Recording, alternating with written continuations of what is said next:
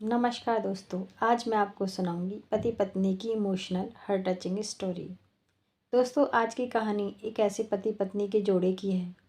जिंदगी पर बीती हुई दर्दनाक कहानी है, जिसे पढ़कर मेरी आंखों में भी आंसू आ गए।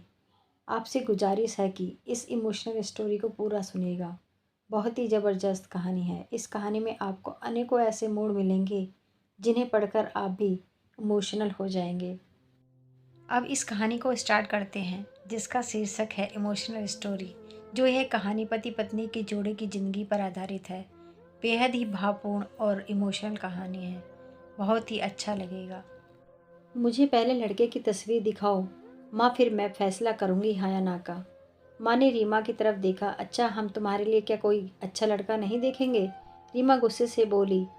माँ, बस लड़का देखना है मुझे, उसकी तस्वीर मंगवा लें या लड़के को यहीं बुला लो। माँ ने डांटा। पागल है, शर्म नहीं आती? चल दफ़ा हो जाओ अपने कमरे में। बाबा भी आ गए। क्यों डांट रही हो मेरी बच्ची को? रीमा बाबा के पास गई और जाकर कहने लगी, बाबा मुझे लड़का देखना है। बाबा ने मुस्कुराकर कहा, हाँ बेटी, तुम्हारी मर्जी से ही करेंगे शादी। कल मैं उसकी तस्वीर मंगवा लूँगा। लड़के का अपना होटल है, पढ़ा लिखा है, प्यारा है, लेकिन रीमा को तो लड़का देखना था। लड़का तो प्यारा है। रीमा ने हाँ कर दी। 10 दिनों में ही रीमा की शादी हो गई। रीमा का हमसफ़र सोनू और अरेंज मैरिज थी। ना कभी मुलाकात हुई, ना कभी कोई बात। कभी एक दूसरे को मिले भी नहीं। ये ऐसा पवित्र रिश्ता होता है, दो अजनबी एक जान हो जाते हैं, जो कभी ज़िंदगी में मिले भी ना हो। 2 पल भर में एक दूसरे की जान बन जाते हैं। पहली रात ही सोनू कमरे में आया, हाथ में आइसक्रीम पकड़ी हुई। रीमा नज़रें झुकाए बैठी थी। आइसक्रीम तो रीना की फेवरेट थी। सोनू पास बैठ गया। सोनू थोड़ा सा शर्माता भी था। आइसक्रीम खाते हुए बोला, जितने पैसे शादी पर खर्च किए, इतने की काश में आइसक्रीम खा लेता। रीना का घूंघट उठाकर बोला, आप खाओगी? पहले तो रीना ने शर्माते हुए मना कर दिया, फिर सोनू ने प्यार से कहा, खाली प्यार बढ़ेगा। रीमा को आइसक्रीम दी और खुद भी खाने लगा। रीमा सारी आइसक्रीम खा गई। सोनू ने जब पूछा, आइसक्रीम पूरी ख़त्म कर दी? रीमा मुस्कुराने लगी, वो तो मैं खा गई। सोनू भी मुस्कुराने लगा। बहुत कंजूस हो आप। पहले कहती नहीं खाती और अब देखो सारी की सारी खा गई हो। यह आइसक्रीम 50-50 की थी। रीमा सोनू को पहली ही रात इतना तो समझ गई थी कि सोनू दिल का बहुत अच्छा है। रात भर मोहब्बत भरी बातें होती रही। जिंदगी अपनी असल मंजिल की तरफ मुड़ गई थी। वक्त गुजरने लगा। रीमा के भाई की शादी थी। रीमा 4 महीने की प्रेग्नेंट भी थी। रीमा ने सोनू से कहा, मुझे भाई की शादी में जाना है। सोनू ने रीमा के पास बैठकर बोला, रीमा, डॉक्टर ने आपको लंबी यात्रा से मना किया है, इसलिए मैं कोई रिस्क नहीं लेना चाहता। मैं नहीं इजाज़त दे सकता शादी में जाने की। रीमा को बहुत गुस्सा आया। सोनू, पागल हो क्या? मेरी भाई की शादी है और आप कह रहे हैं कि नहीं जाना? आप मुझे कार में बैठाकर आराम से छोड़कर आ जाइए। बस। सोनू ने रीमा का हाथ पकड़ा मोहब्बत से, फिर समझाने लगा, रीमा क्यों बेकार की जिद करती हो? डॉक्टर ने यात्रा करने से मना किया है तो मैं नहीं जाने दे सकता। तुम लापरवाह हो जाती हो और मैं तुमको किसी के भरोसे नहीं छोड़ सकता। इतना कहकर सोनू कमरे से बाहर चला गया। रीमा रोने लगी। रीमा ने अपनी माँ को फ़ोन किया। सोनू मना कर रहा है शादी में आने के लिए। माँ ने समझाया, बेटा अगर वो कह रहा है तो मत ही आओ। लेकिन रीमा की भाभी और भाई जिद करने लगे, क्यों नहीं आने दे रहे सोनू हमारी बहन को? वो रात को आई। सोनू भी घर पर था। कहने लगी कि मेहंदी है, 3 ही दिन की बात है, अमृता को लेने आए हैं। सोनू ने रीमा की तरफ देखा। रीमा, मैंने क्या कहा था तुमसे? रीमा ने नज़रें झुका ली और उठकर कमरे में चली गई। सोनू को गुस्सा तो बहुत था, लेकिन सब्र कर लिया। 1000 रुपये जेब से निकाले, रीमा को दिए। ये कुछ पैसे रख लो, बाकी और चाहिए तो ले लेना, मैं आऊँगा कल। रीमा बहुत खुश थी। सोनू ने अपने सीने से लगाया रीमा को। अपना ख्याल रखना रीमा। फिर रीमा शादी में चली गई। मेहंदी की रात रीमा की बुआ की लड़की भी आई हुई थी। डांस भी किया, काफ़ी इंजॉय किया। बारात वाले दिन जब भाई की बारात लड़की वालों के घर पहुंची तो बारिश हो रही थी। गली में काफ़ी कीचड़ था। रीमा का पाँव फिसला, गिर गई। गिरते ही उसके पेट में दर्द होने लगा। रीमा ज़ोर ज़ोर से रोने लगी। जल्दी से रीमा को अस्पताल ले गए। रीमा दर्द से चिल्ला रही थी। सोनू को कॉल की, रीमा के बारे में बताया। सोनू घबरा गया। वो जल्दी से अस्पताल पहुंचा। डॉक्टर रीमा को इमरजेंसी वार्ड में ले गए थे। सोनू बहुत परेशान था। दिल की धड़कनें बेकाबू थी, जुबान पर ईश्वर का जाप था। बाकी सब लोग शादी की खुशियों में मग्न थे, लेकिन यहाँ सोनू परेशान खड़ा था। कुछ देर बाद डॉक्टर कमरे से बाहर आए। उन्होंने सॉरी कहते हुए बताया, आपका बच्चा मर चुका है।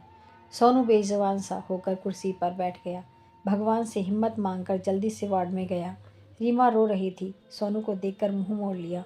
सोनू पास बैठ गया, सर पर हाथ फेरने लगा। अच्छा चल, चुप कर मेरी सोनी, रोना बंद कर। बस ऊपर वाले की मर्जी थी। रीमा फूट फूट कर रोने लगी। सोनू मुझे माफ़ कर दो, मुझसे गलती हो गई। सोनू ने आंसुओं से भीगी हुई पलकों को चूम लिया। अरे बस बस मेरी जान, रोते नहीं। बस ऊपर वाले की मर्जी थी, चुप हो जाओ।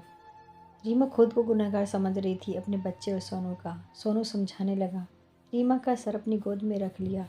चुप हो जाओ मेरी सोनी, रो मत, अब देख मैं तेरे पास हूँ। रीमा को लेकर घर चला गया। शादी खत्म हुई। सब घर आ गए, रीमा का हालचाल पूछने। रीमा खुद पर इल्ज़ाम दे रही थी। मुझे रोका था सोनू ने माँ, लेकिन मैं जिद करती रही, शादी में जाना है। अगर मैंने इनकी बात मान ली होती तो आज शायद मैं अपना बच्चा ना खोती। सोनू समझा रहा था। रीमा दिल ही दिल में खुद को कसूरवार ठहरा रही थी, इसलिए सोनू प्यार से समझाता रहा रीमा को। अरे पागल है, खुद को परेशान न कर, ऊपर वाले की मर्जी थी ना। ऊपर वाले ने चाहा तो हमें फिर से औलाद जरूर देगा। रीमा सोनू की आंखों में देख रही थी। सोनू आप इतने अच्छे हैं, मुझे डांटा नहीं, आपने कुछ नहीं कहा। सोनू ने लंबी सांस ली, मुस्कुराकर बोला, जब तुमने मेरी बात मानी ही नहीं तो रीमा अब कुछ कहने का क्या फ़ायदा। रीमा समझ रही थी सोनू का खामोश गुस्सा। 1 साल बाद फिर ऊपर वाले ने उनको बेटा दे दिया। सब बहुत खुश थे। सोनू बाहों में उठाकर झूमने लगा अपने बेटे को। रीमा बेड पर लेटी सोनू की आंखों में बेटे की मोहब्बत में निकलते आंसू देख रही थी। जिंदगी में अच्छे दिन आते हैं, लेकिन अक्लमंद वही होता है जो खुद को हालात में ढाल लेता है। सोनू के 2 भाई थे जो सोनू से अमीर थे। उन दोनों भाइयों का अपना अच्छा खासा बिजनेस था, लेकिन सोनू का छोटा सा होटल था जिससे बस गुजारा हो रहा था। रीमा ने जिद की, सोनू बच्चे को गर्मी लगती है, इसलिए यह बहुत रोता है, मुझे कमरे में एसी लगवा कर दो। सोनू ने सिर पर हाथ रखा। अरे रीमा, पागल हो गई हो क्या? मेरे पास नहीं है इतने पैसे एसी के लिए। रीमा ने जिद की, मुझे एसी चाहिए बस कमरे में। सोनू अपने बेटे को सीने पर लेटाकर खेल रहा था उसके साथ। रीमा बस एसी लगवाने की जिद की बैठी थी। सोनू ने रीमा का हाथ पकड़ा, अपने करीब किया। रीमा, पता नहीं क्यों इतनी जिद्दी हो गई हो तुम, लगवा दूंगा एसी। ये लो, सो गया है मेरा राजकुमार, इसको लेटा दो।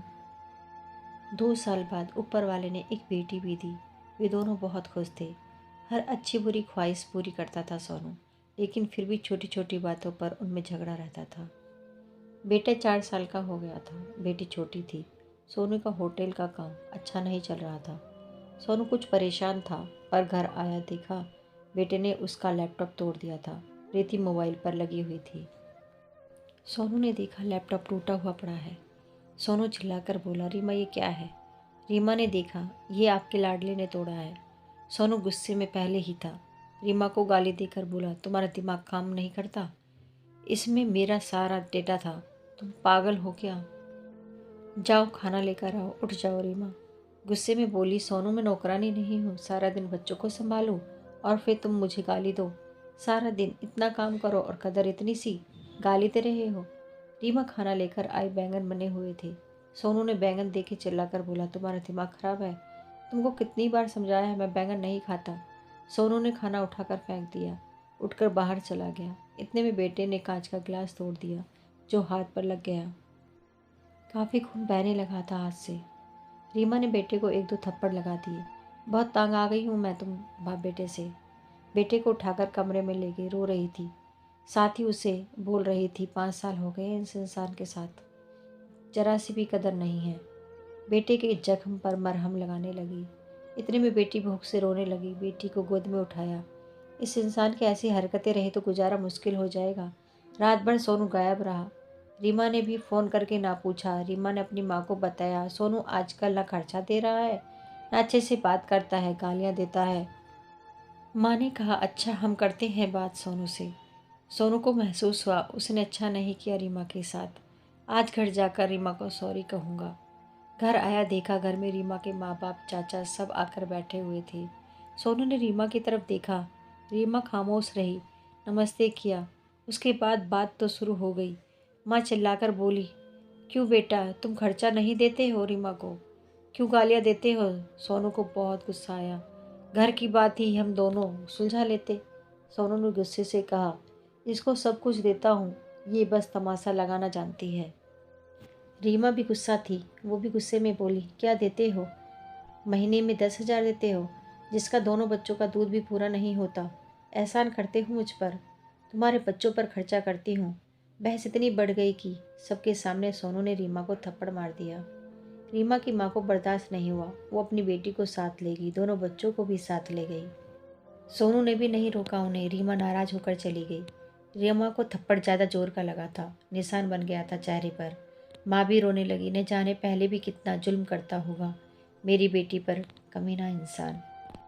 सोनू पहले से ही अपने होटल की वजह से परेशान था, काम ना होने की वजह से, और अब ये परेशानी बन गई। रीमा मायके में थी, सोनू यहाँ था, घर में परेशान था। हालात इतने ख़राब हो गए, सोनू को अपना होटल बेचना पड़ा। 2 महीने गुजर गए, दोनों ने एक दूसरे से बात तक न की। दोनों गुस्से में थे। सोनू कहता, खुद गई है, खुद वापस आएगी। रीमा की अकड़ थी, मनाने आएगा तो जाऊंगी। दिन गुजरते गए, 8 महीने गुजर गए, कोई बातचीत नहीं हुई। सोनू के एक दोस्त ने सोनू से कहा, विदेश जाना है तो बताओ, मेरे पास एक भी वीज़ा है। हालात काफ़ी बुरे थे। सोनू विदेश चला गया, नंबर बंद हो गया। 1 साल गुजर गया, दोनों ने कोई बात नहीं की एक दूसरे के साथ। रीमा भाई से खर्चा लेती, बच्चों के दूध का या फिर ज़रूरी सामान का। भाई कब तक दे सकते थे खर्चा, उनके भी अपने बच्चे थे। कभी रीमा के बच्चे कोई नुकसान कर देते, कोई चीज़ तोड़ देते तो रीमा की भाभी हजारों बातें करती, ताने देती थी। रीमा चुपचाप सुन लेती। क्या करती आखिर, किसी को कुछ बताती भी न थी। दीपावली का दिन था। रीमा ने भाई से कहा, पैसे दे दो, बच्चों को शॉपिंग करवानी है। भाभी बोली, बहन साफ सी बात है, हमारे पास फालतू के पैसे नहीं हैं। उस इंसान के साथ गुजारा नहीं तो तलाक लेकर किसी दूसरे के साथ शादी कर लो, जाओ यहाँ से।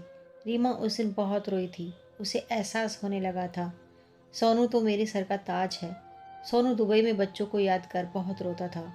रीमा, पागल, बात कुछ भी नहीं थी, और तूने यह क्या कर दिया? उधर रीमा के भाई ने रीमा के लिए एक आदमी देखा जिसकी पत्नी की मृत्यु हो चुकी थी, 4 बच्चे थे।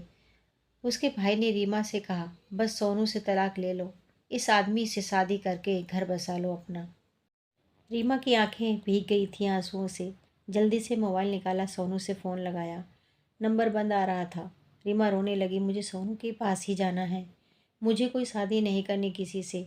उधर सोनू का भी दिल तड़पा। उसने सोचा, मेरी रीमा तो मासूम सी है, थोड़े से गुस्से पर नाराज़ हो जाती है ना, खुद ही माफ़ी मांग लूँगा अपनी जान से। वो टिकट करवाकर हिंदुस्तान वापस आ गया। रीमा रो रो कर भगवान से अपने पापों, अपनी गलती की माफ़ी मांग रही थी कि ऊपर वाले मुझे माफ़ कर दे, मुझे मेरा सोनू वापस कर दे। रात भर रोती रही। सुबह बेटे को नाश्ता करवा रही थी, दरवाजे पर घंटी बजी। भाभी ने दरवाज़ा खोला, सामने देखा सोनू खड़ा था। रीमा की नज़र पड़ी सोनू पर। हाथ से दूध का कप छूट गया। नंगे पांव दौड़ते हुए जाकर सोनू के सीने से जा लगी, चीख चीख कर रोने लगी। सोनू, मैं बहुत प्यार करती हूँ तुमसे। सोनू के पांव पकड़ लिए, माफ़ कर दो। सोनू ने रीमा का माथा चूमा, आंसू साफ किया। तुम भी माफ़ कर दो मेरी जान, मैंने गुस्से में ज़्यादा बोल दिया था। बच्चों को सीने से लगाया, सोनू प्यार करने लगा। रीमा के भाई और भाभी की आंखों में आंखें डालकर गर्व से बोली, मेरा परमेश्वर, मेरा हमसफ़र है। आप लोगों का बहुत बहुत धन्यवाद। वो सोनू के साथ घर वापस आ गई। दोनों खुशी से सब बातें भूलकर जीने लगे। लेकिन वो इस समाज को इतना बता गए, जज्बात में जुदा हो जाना बहुत आसान है, लेकिन जुदा होकर जीना बहुत मुश्किल है। जो एक हमसफ़र महसूस कर सकता है, वो कोई और नहीं समझ सकता। गलत फैसला लेकर ज़िंदगी बर्बाद ना करें। ये सब वक्त के साथ बदल जाता है। हाँ, अगर नहीं बदलता तो हमसफ़र।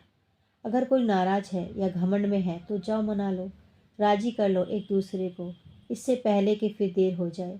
अगर मेरी कहानी किसी एक के भी दिल में घर कर गई तो मेरा मकसद पूरा हो जाएगा। आजकल छोटी छोटी बातों पर घर उजड़ रहे हैं। अगर थोड़ी बर्दाश्त कर ले तो ऐसे घर ना उजड़े। दोस्तों, सही कहा ना मैंने? आपकी क्या राय है इस कहानी के बारे में? आप कमेंट करके हमें ज़रूर बताएं। धन्यवाद।